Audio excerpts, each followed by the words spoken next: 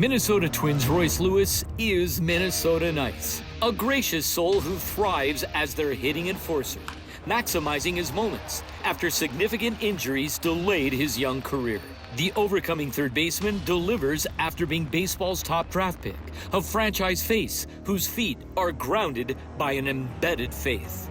For a California kid, what makes Minnesota baseball distinct for you? Yeah, for me growing up, especially in California, I always thought Minnesota, snow. Totally. Yeah, like 8-9 months of the year. But when you get up there, it's just so beautiful. It's so peaceful. In the summertime, I'm blessed enough to have the opportunity to play in the best months of the year for Minnesota. The Minnesota nice term is definitely a true thing. You feel that. Just so happy and respectful of the opportunity I have to be a Major League Baseball player. When you consider all the factors that go into your development, what is the one thing that's become the primary catalyst for you to elevate that level of talent? Something that post-draft, they told me it was me as a person and how I was and how I responded to them and how I acted that really brought them ultimately to make that decision of taking me #1 overall. The talent was there for sure, but they talked about what was the deciding factor between me and 3 or 4 other guys that made me and my family the most excited and happy to be a part of this Minnesota organization. There's a lot of players, though, that have premium talent. What separates Royce, even at a young age, is his heart and the attitude of gratitude that he brings. Royce is a coach's dream. He brings that attitude day in and day out. He brings a smile. He's very intentional about everything that he does, and he's very open-minded. Overcoming can be a beast. Before 22. You tear the ACL, same leg, consecutive seasons. For that second time around, what did you pull from? The first time around, I learned a lot about myself and where I needed to grow as a person, and I felt like I grew a lot. And then the second time around, it hurt a lot more, obviously, because I knew that the rehab was going to be automatically out for a year. In a sense, it brought me closer to him. It made me realize that baseball was not everything, and so now when I play baseball, I just take it for the gratitude of that it is. Royce, did you have to struggle with a why question? Why me?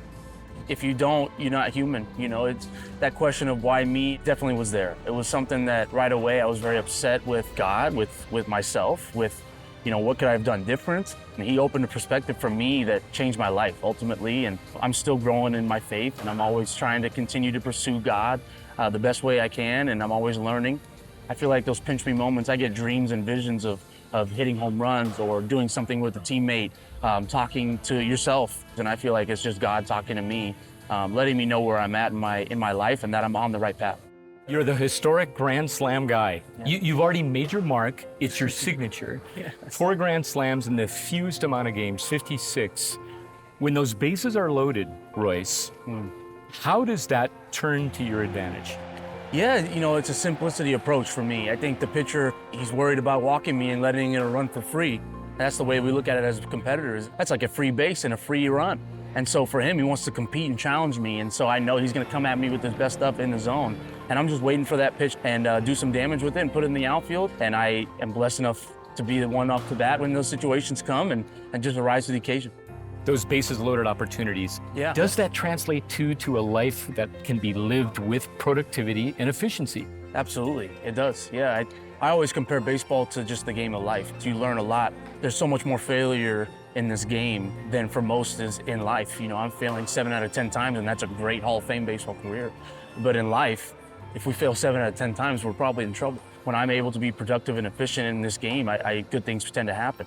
And when I'm able to be productive and efficient in life, I feel like it definitely makes life a lot easier and a lot more fun.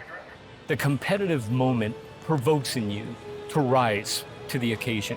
How is the Christ that you walk with an unseen competitor on our behalf? He did the ultimate sacrifice. And I feel like that's why he's the best competitor there ever will be. To do something that no one is willing to do, and to do it for others who may not be worthy, and to do it for just the kindness out of his heart. How wonderful of a moment. I wish I can go travel and see what that was like in that time and be with Jesus and walk with Jesus.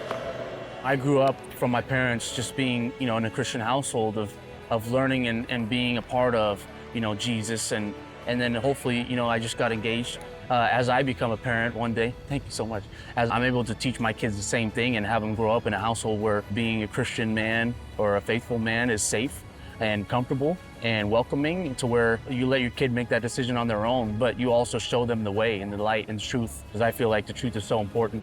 As a centerpiece of a major league franchise, what does the Jesus Christ that you companion with bring to you? He brings a sense of peace. When I'm able to pray before the game and when I'm out on that field, I know that he's there with me.